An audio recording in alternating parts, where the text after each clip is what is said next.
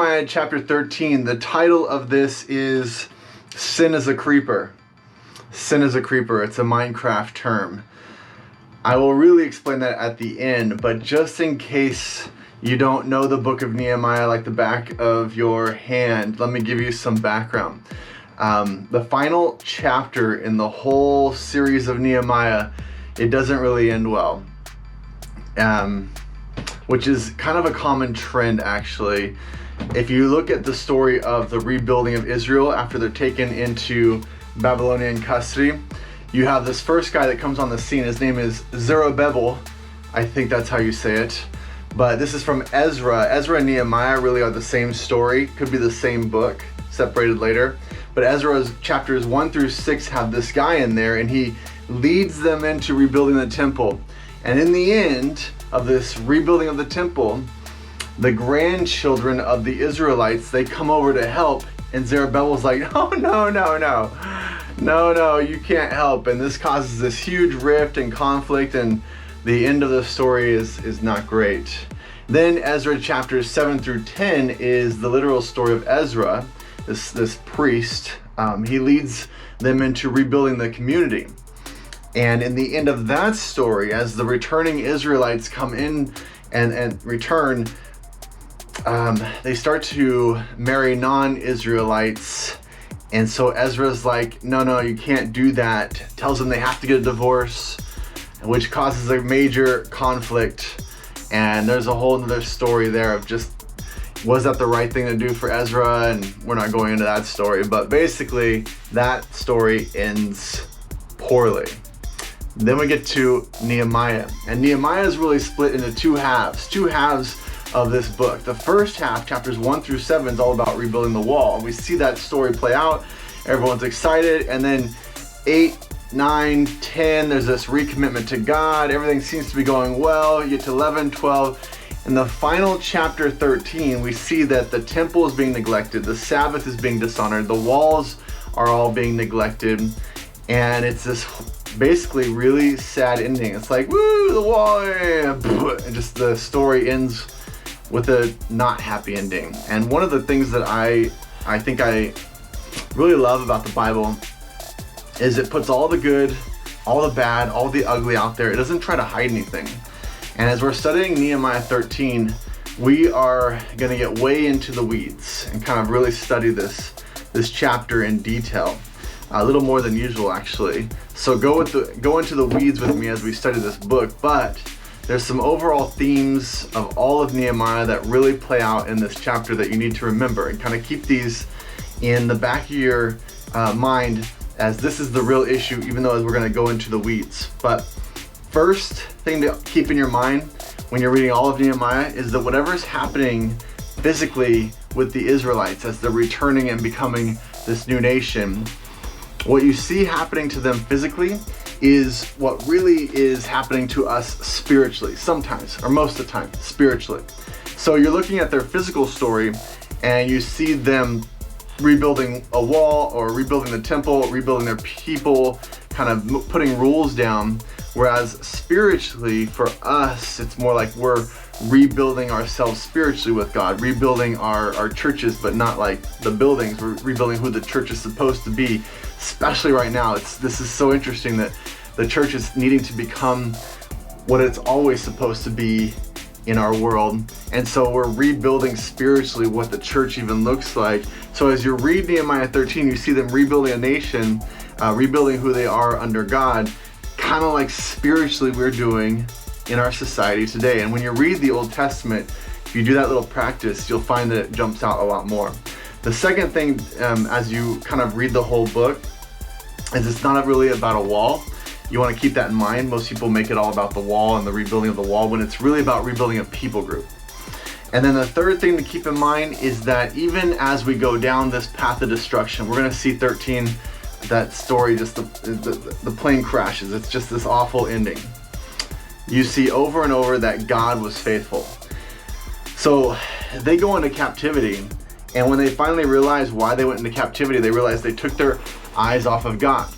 But when they put their eyes back on God, when they turn towards God, they begin to follow all the laws that were more about them connecting with God. Sabbath was for them. All these rules, if you want, were for them to stay connected to God. When they got away from all that, that's when they went into captivity. That's when the bad things happened, this path of destruction. But here's the point. When they turn their eyes back to God and they make all these commitments back to God, God is right there. He doesn't forget his promises to them.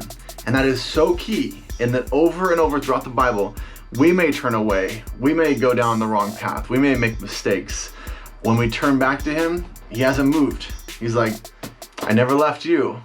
You left me. I never left you. My promises were the same then as they are now. And as they turn to him, they're immediately rebuilt. And then unfortunately, over and over, they fall away again.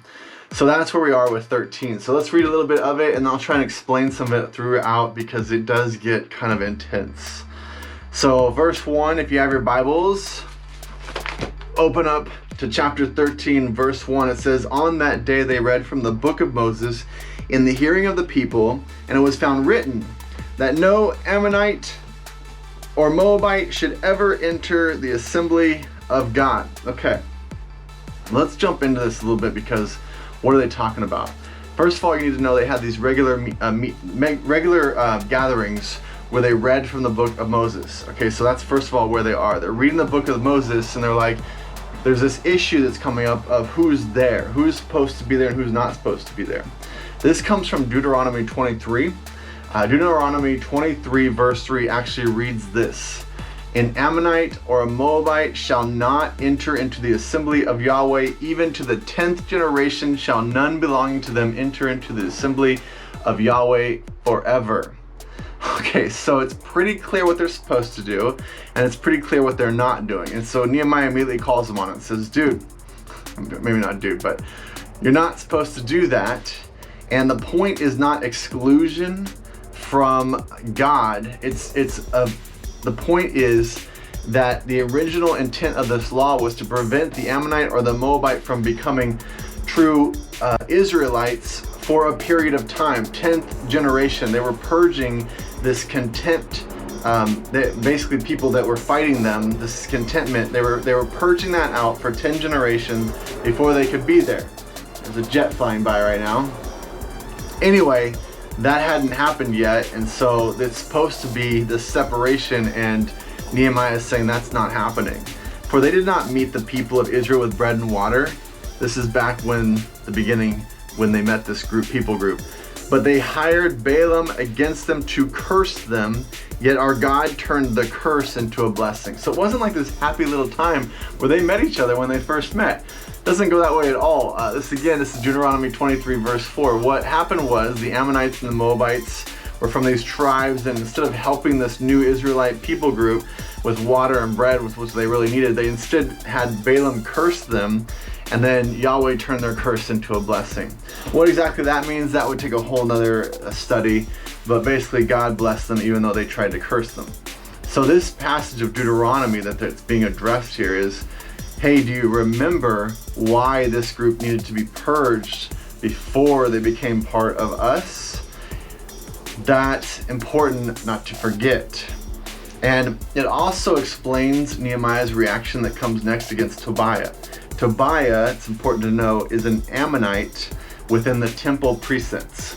So here's verse 3. As soon as the people heard the law, they separated from Israel all those of foreign descent. Now before this, Eliashib, the priest who was appointed over the chambers of the house of our God, and who was related to Tobiah, prepared for Tobiah a large chamber where they had previously put the grain offering, the frankincense, the vessels, and the tithes of grain, wine, and oil, which were given by the commandments to the Levites, singers, and gatekeepers, and the contributions to the priests. They're talking about tithing, and how they tithed back then was a little bit differently, obviously, than it is today. But there's a point behind these words. Israel excluded them because they wanted a pure worship of Yahweh. It was all about purifying this new holy city, ensuring that it would follow Yahweh, ensuring that they would keep their eyes on Him. So it says now before this, at the beginning of verse 4, which shows us something. This is a reference before verses 1 through 3. we'll see that a lot happened before that Nehemiah is referencing, and we'll also see that Nehemiah wasn't there. Nehemiah, this is important, he went back to his original job after the wall was built, after the people group had, they got all their ducks in a row, if you will. Nehemiah goes back to his job. He's returning to see all that's happening in verse 13. Again, remembering this is a story that doesn't end well, because when he returns after everything he did and after all the new promises, he returns to see everything just down the drain. They had gone back, and this Tobiah, there's a lot going on with Tobiah. He may be due to a trade alliance or a marriage alliance, but Tobiah is the son-in-law of a prominent Jew named Shekinah, the son of Arah, and his son Johanan. I think these are right, but he married the daughter of Meshullam. I had to write all this down, who was a wall builder, funny enough. Anyway, I'm not going to even try and follow this trail, but basically at the end of this trail, there's this pressure to put Tobiah into his own chamber. So they take all the offering out. It's a fairly large chamber, because offering didn't work like money. It was grain and wine and all this other stuff. Basically everything, your first fruits, just how you're supposed to do it today with your first fruits, your first 10% goes to take care of the temple, however that means. Back then it was actual stuff. And so they clear all that out of the way so that Tobiah could have his own chamber. And he's not even a Jew. He's not one of the Israelite people. He's from this tribe that was from the original group that was like calling down a curse on them. So Nehemiah is not happy. That's what we have to get to at the end of this. So verse 6, while this was taking place, I was not in Jerusalem. Again, this is showing Nehemiah is not even there. This is him returning. For in the 32nd year of Artaxerxes, king of Babylon, I went to the king, and after some time I asked the leave of the king, and I came to Jerusalem. And I then discovered the evil that Eliashib had done for Tobiah, preparing for him a chamber in the courts of the house of God. Like so many red flags. And I was very angry, and I threw all the household furniture of Tobiah out of the chamber. So he just goes in and gets rid of it all. Nehemiah has a lot of power, let's say it like that. Not in a bad way though. Like he can do what he needs to do. And so he's like, no, this is not how it's gonna happen. This is not what we're gonna do here. We have to kind of take a note here. And that note is how easy it is that we slip into just small decisions that take our eyes off of God, that end up in bigger and bigger and bigger things. Again, remember, this is a physical thing. They let this foreign entity, which is really, it doesn't sound as bad as it really is, but they let him have a chamber in the temple and slowly lead them. He's not even a full follower of Yahweh.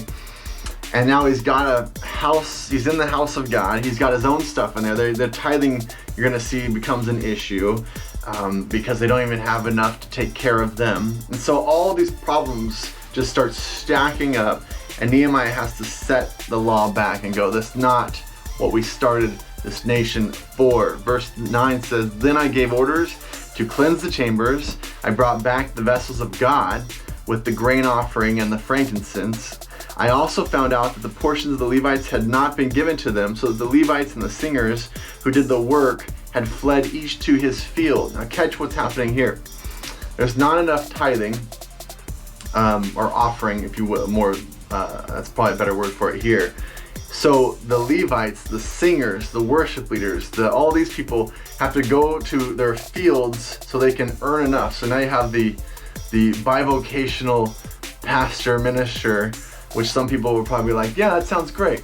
Yeah, except they can't take care of the temple. And meanwhile, things are happening in the temple that are really bad. They can't take care of the issues at hand. And so basically they are in fields, working their fields. And it's kind of this is the same time as Malachi, the prophet. So if you want to see what the prophet's saying about this time, and why Malachi is used in offering messages or tithing messages. It's because he's addressing these issues in Malachi. So we use them today, some of Malachi's same phrasings, but that's the prophet that was around the same time period talking to this group and telling them, like, you have to take care of your Levites. You have to take care of those that are taking care of the temple, the counselors, the church, the chaplains, and all those things that we talked about in last chapter. And so then he speaks about it grieving him bitterly. And the expression is super strong from Nehemiah. I'm grieving over this. He's a godly man, concerned about the purity of the temple, concerned about how the people taking care of the temple is being treated. And Nehemiah is a man of action, so he's in the position to act. He's got that kind of influence on this group. And so Tobiah's stuff is removed forcibly, and then he's commanding the people to cleanse these temple again, cleanse the temple, and take care of those running the temple. And again, remember, physically what's going on with them is probably spiritually what's happening with us. How do we need to be taking care of our pastors, our churches, and all those things in a time period where that can become neglected? We might be in that period of time right now. So we go on, verse 10 there, as it talked about taking care of them. And then verse 11, as we jump into that. So I confronted the officials and said, why is the house of God forsaken? And I gathered them together and I set them in their stations. Then all Judah brought the tithe of the grain, the wine, and the oil into the storehouses. You see this rebuilding of the storehouses. Nehemiah is pushing them to get back and take care of their storehouses. Now remember the overarching theme that's going on. How many sermons have you sat through as the pastor's talking about like their issue of tithing currently happening? And if you would just give the first fruits, the 10%, we'd be able to do far, far more. We're living off the 1 to 3% right now that's being given. But if we had the 10, we could take care of the storehouse, we could take care of the people, we could take care of the pastors. Those kind of messages that you're hearing, those come straight from the Bible, straight from this time period back here, as well as Nehemiah's come back saying, if you don't take care of them, then they're off taking care of their fields so that they can actually raise enough to live off of. They're doing, they're outside of the temple walls, which you're going to see in a second. He also didn't like that. They're outside of the temple walls. They're outside of the walls of the Israelite people, taking care of fields just so they can eat when they need to be here, making sure stuff like Tobiah and what he's doing doesn't happen. All right, I don't want to go too far with that. What verse was I on? Verse 13, I appointed the treasurers over the storehouses. Then he talks about all the treasurers. Then verse 14, remember me, O my God, concerning this, and do not wipe out my good deeds that I have done for the house of my God and for his service.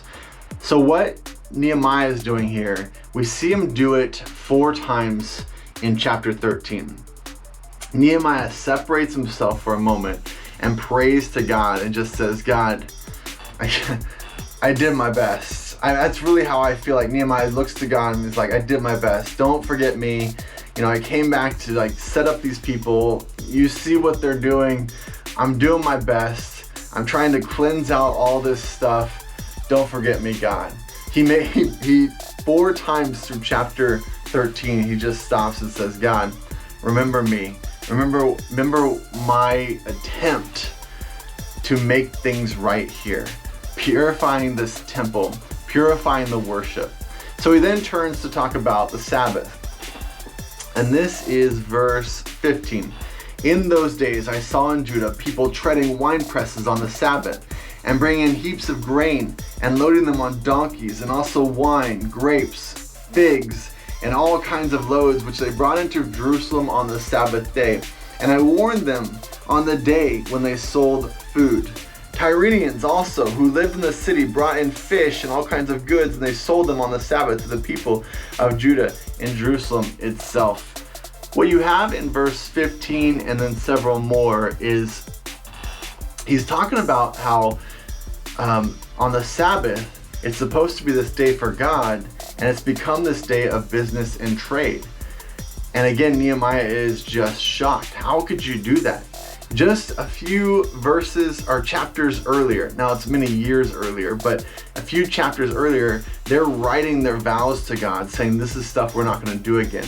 They are putting in action, saying the Sabbath will be something that we make sure that we follow from this point on. Then, as you're sitting around on the Sabbath day and you're realizing this day of leisure, this day of nothing going on, becomes a better day to do business. And you think, all right, this is a good day to get some chores done, to get some activities done, to go out and get my fish and my wine and my grain. And then the outside groups, outside of the walls, the non-Israelites start to say, hey, they're all just sitting around and they're doing their chores and whatnot. It's a good day to come in and sell stuff to them. And so they're all coming in, which is totally against the Sabbath as well. They're coming in, they're selling their wares and whatnot. And Nehemiah comes back and he's like, what in the world? How did Sabbath become the day that you're out all doing your business and buying things? And that probably sounds very familiar in our world today. We have made Sabbath the day that we go out and we let's not do that sermon. Let's get through this. Verse 18, did not your fathers act in this way? So now he's reminding him, you remember what you said? Remember how you said that, we're not going to do this again because our forefathers did it and that's what got us so far away?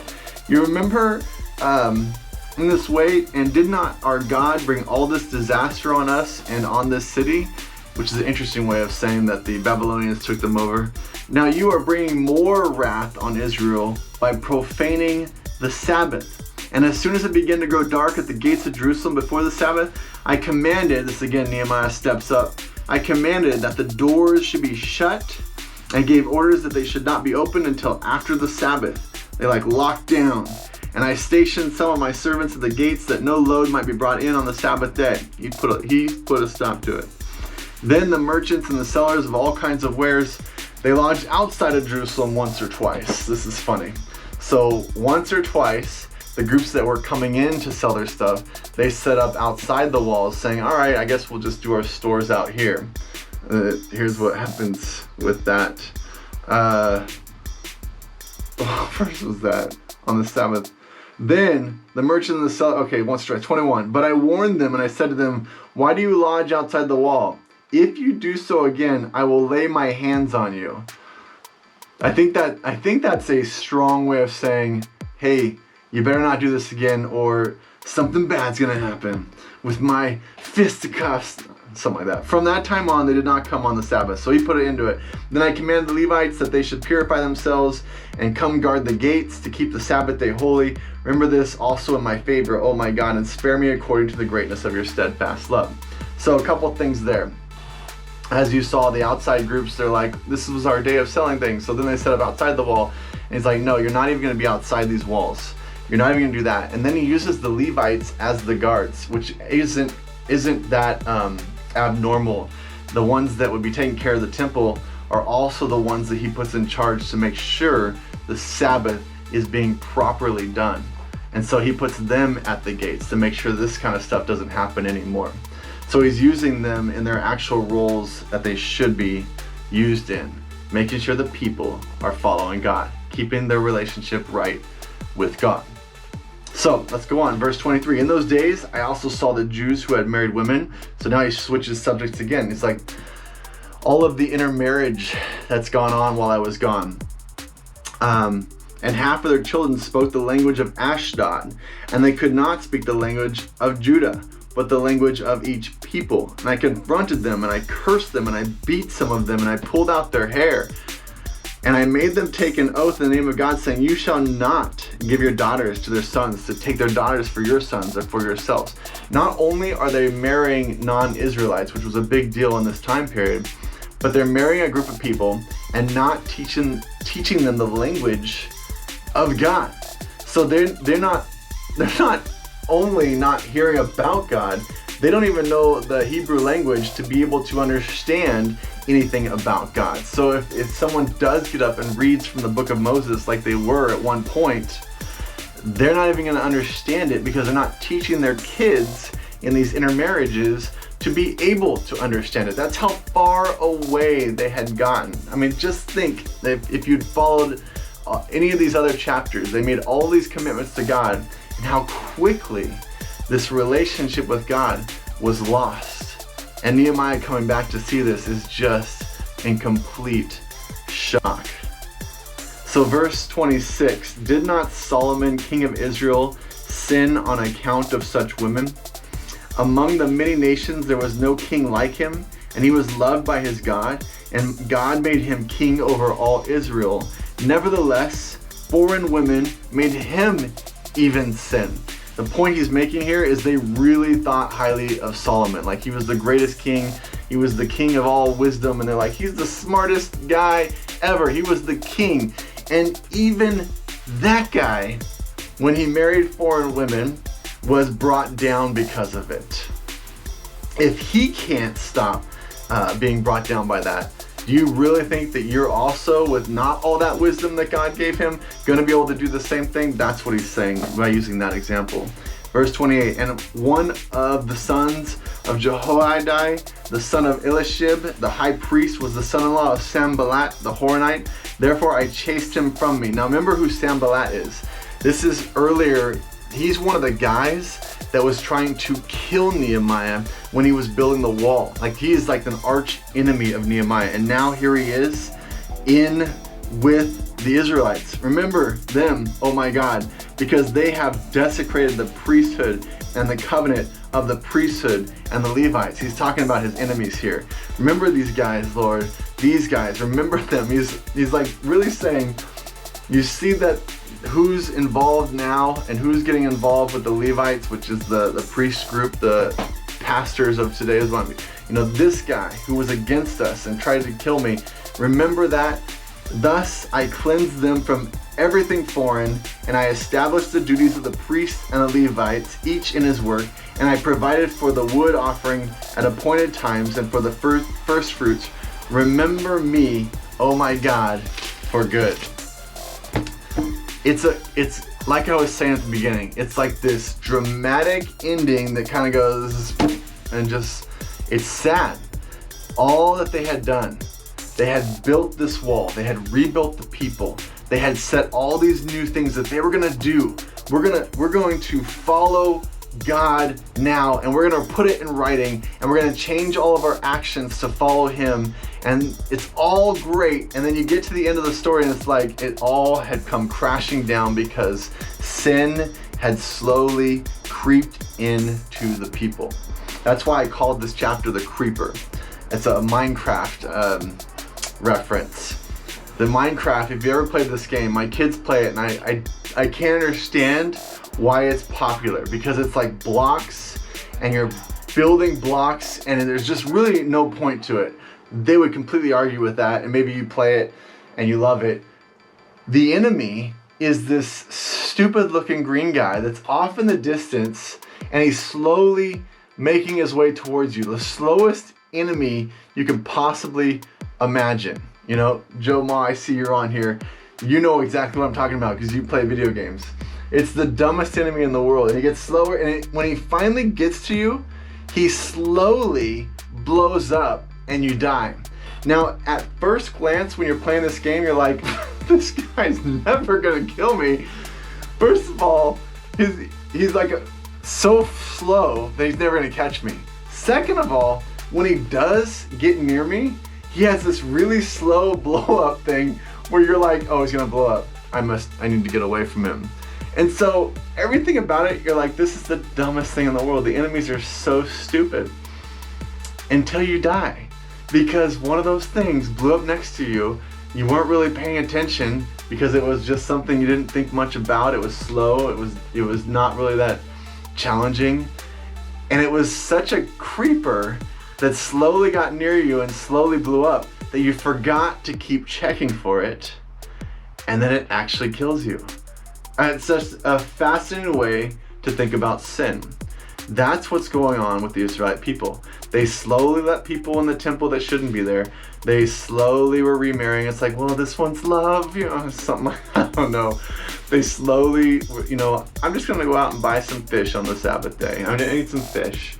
It's no big deal. I'm gonna have it, whatever. It's like all these slow sins until Nehemiah comes back and sees the end where it's like, oh, you guys have completely forgotten everything that we had put into place.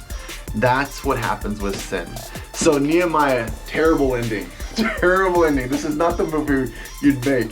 But the ending just shows you, like, even after all the good things, the rebuilding of a nation, the rebuilding of a wall, the rebuilding of a temple, the rebuilding of a people group, you still have to be on guard for sin. So that's the message for today. You guys being on here, I really appreciate it. Thanks for watching. Keep reminding yourself that sin is a creeper.